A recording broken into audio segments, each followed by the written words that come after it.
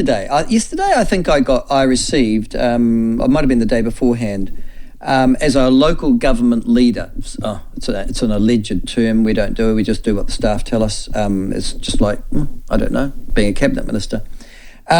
The latest newsletter, or the only newsletter I'm aware of this year, from somebody called the Local Government Business Forum. We'll talk in just a second about this.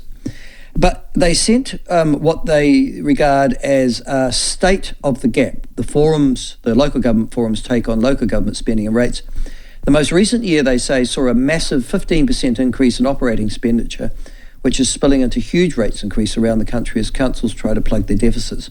Joining us to talk about that and what they are and what they intend to do is Matt Cowley, a director of the New Zealand Chambers of Commerce and the author, or the chair, I think he is now, of the Local Government Forum. Welcome to the show, Matt. Nice to have you on. Yeah, thank you very much, Michael. Thanks for having me. Now, first of all, explain to all of our listeners, please, what is the Local Government Business Forum?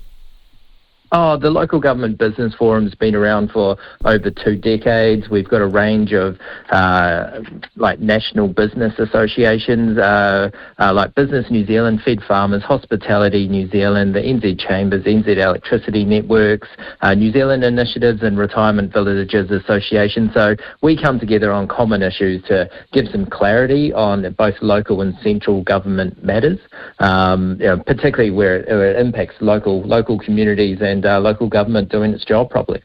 So the very fact that you exist rather suggests that you as groups of organisation, the Chambers of Commerce, Electricity Networks, something called the New Zealand Initiative, the Retirement Villages Association, Business New Zealand, which is the Old Employers Federation, I think, Federated Farmers, you think there's a problem with local government?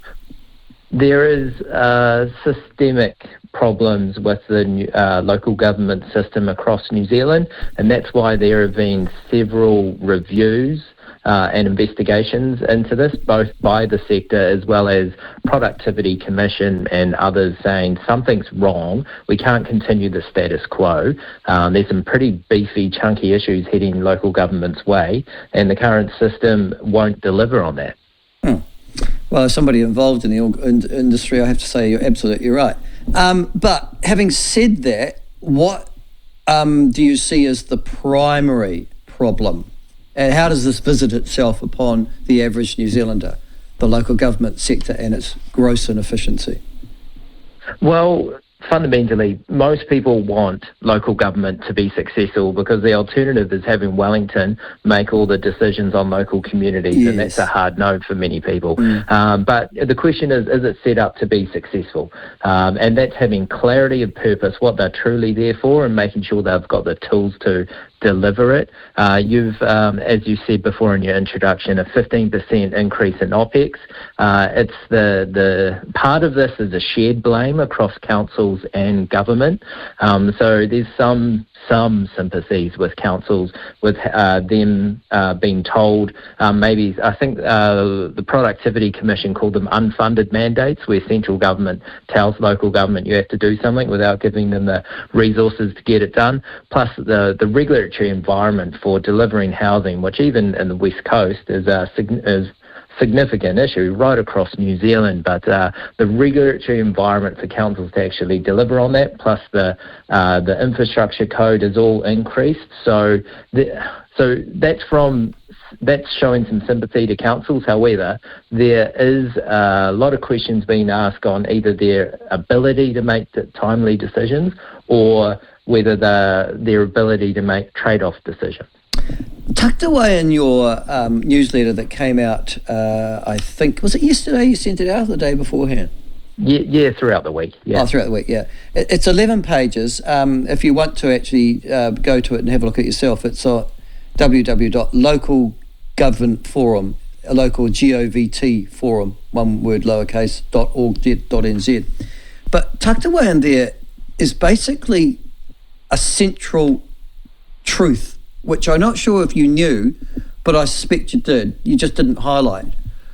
And that was that the kind of people who want projects built in local government in New Zealand, whether they're in Auckland or Gore, are the people who aren't actually paying rates. So Can I give an example? In my neck of the wood, all the local arts groups have got together and they're trying to get a $48 million worth arts centre built for them. But most of the people who are paying rates won't use that centre, and like as you say, farmers, businesses, etc. like that have had no direct input into its construction or its activism. Has local government been taken over by minority activists? There is a massive funding challenge, and I suppose that depends on the individual councils and their ability to read their communities and make sure that that those that they're raising revenue from is actually benefiting. There's some common good, but then there's those that are paying for it should receive the benefits. There are a number of examples where governments are being stretched, councils are being stretched, and then they're looking to create new revenue opportunities, such as putting the kiwi fruit licences and factoring that into capital valuations to raise revenue from the rural exporting community. And investing that into a lot of urban amenities. So it's not saying that community amenities are bad, but it's just making sure that they're fairly and accurately structured to be sustainable. So there is a lot of community common good which is used for a number of big projects, which is really up to those local communities to have a big, strong and honest conversation on, really. And the other thing I quite liked about having you on the show this morning, I have to say, was that it sort of became quite immediate. If the government accept that there is fat, and obviously they do, otherwise they wouldn't have made this quite dramatic announcement on the eve of a general election. There is significant fat in the public sector, and the consultants are running riot in particular. Surely the same criticism could be levelled at the local government sector as well, couldn't it? Yeah, well, culture, the culture is set from the top. So a fish sort of rots from the top. So in terms of councillors, terms of exacerbating some of the culture throughout the organisation, sometimes there's a bit of an arse-covering culture just in terms of maybe previous experiences. Local government's really clear case of sometimes they use a sledgehammer when the scalpel's more necessary, so they create convoluted processes based on one-off situations. So there are a lot of own goals in terms of internal procedures and processes, but there's a number of also very expensive regulatory processes that councils need to go through. It's just every region has its own regional land transport plan. Instead of the local mayors getting together and going, look, these are our transport priorities, there's a 2 or 3 year convoluted process for transport planners to do all this assessment, but really the mayors can know their communities really well and they can sort out their priorities from there.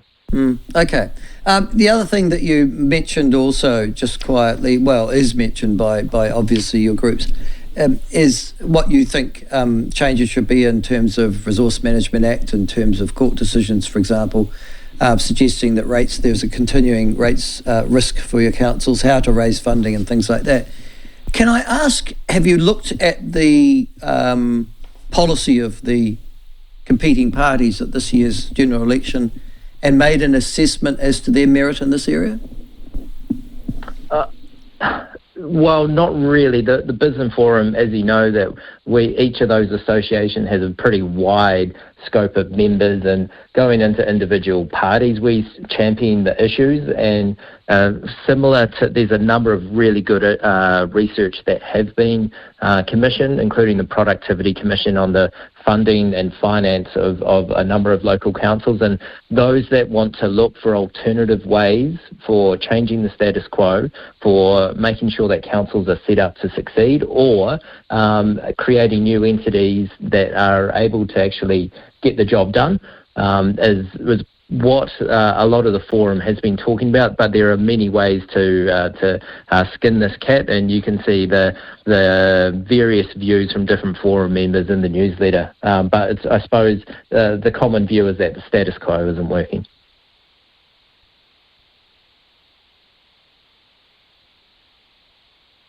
Yes, that said, but only local government reform, one would suggest, is going to work. There was the the most woke sort of piece of crap I've ever seen in local government come out, their review that's just been published.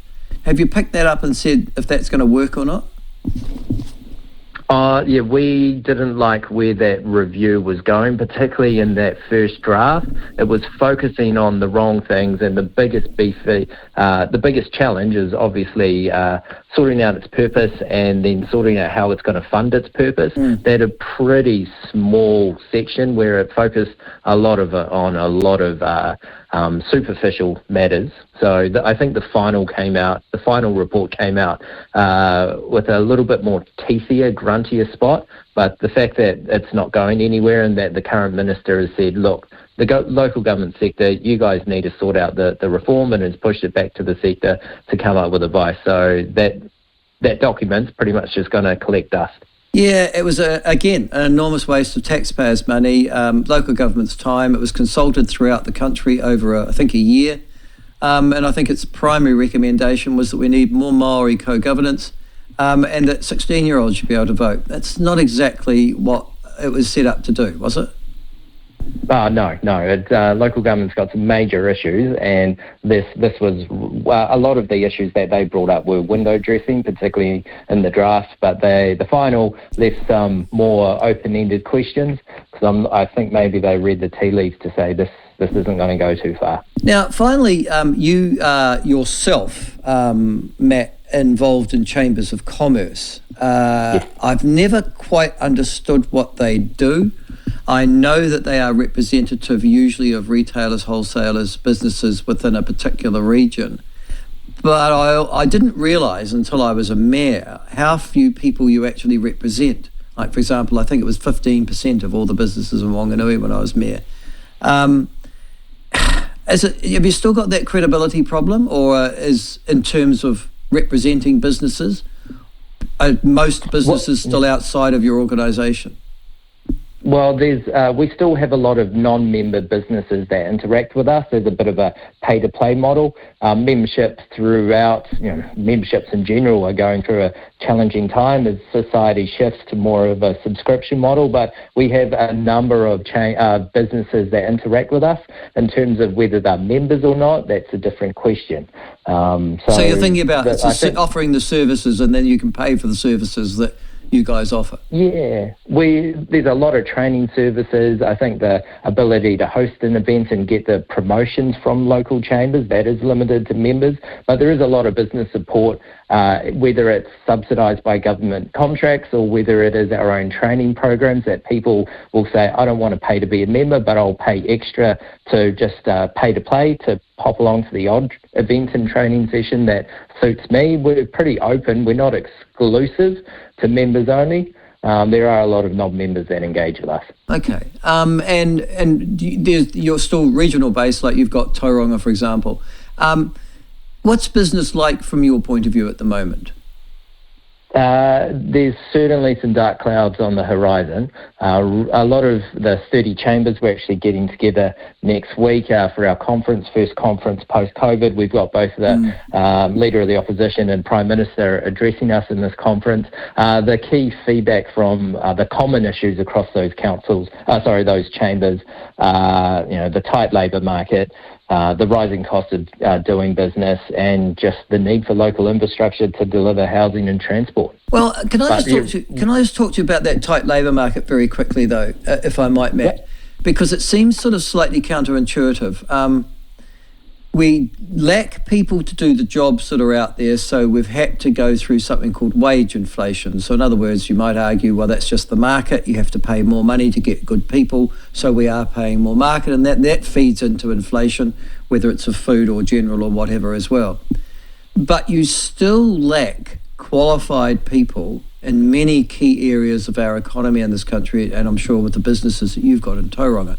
This morning there's a story, I think, in the New Zealand Herald about the number of civil construction staff who are deserting New Zealand and heading to Australia, where they can work all year round and obviously be much better paid, and that leading to a significant skills shortage in the construction and the civil construction industry, infrastructure like roads and rail and stuff like that. What's the solution to that?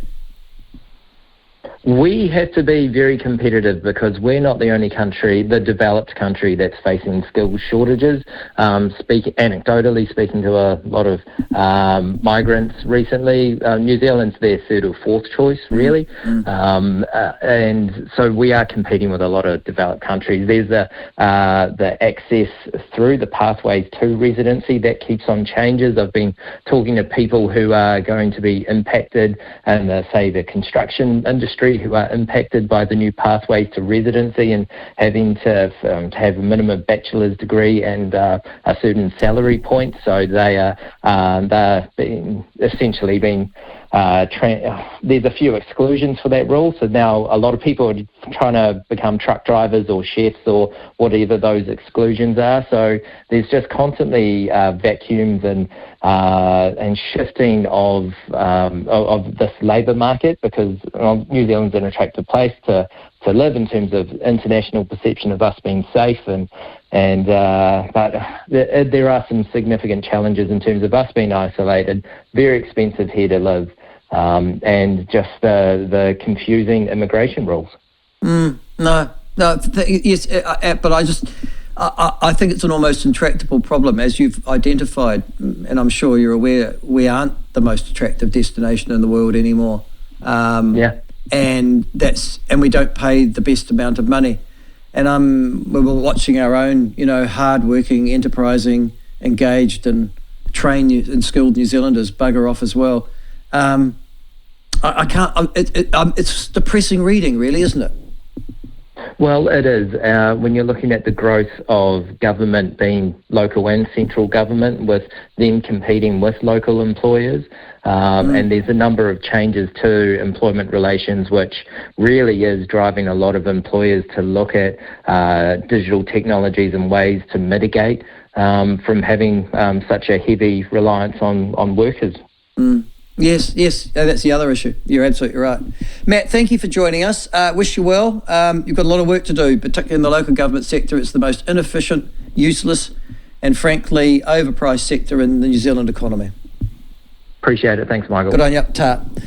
Thank you. That is Matt Cowley from the Local Government Forum. He is its new chair. He actually replaces Michael Barnett. You remember Michael Barnett? The chap wore, bow ties. Lots of very colourful ones. Curly, greying hair, Auckland, articulate, short, but very good at his job. Anyhow, he's taken over from there. He is the chief executive, Matt Cowley, of the Tauranga Business Chamber, and he's now chairman of this forum.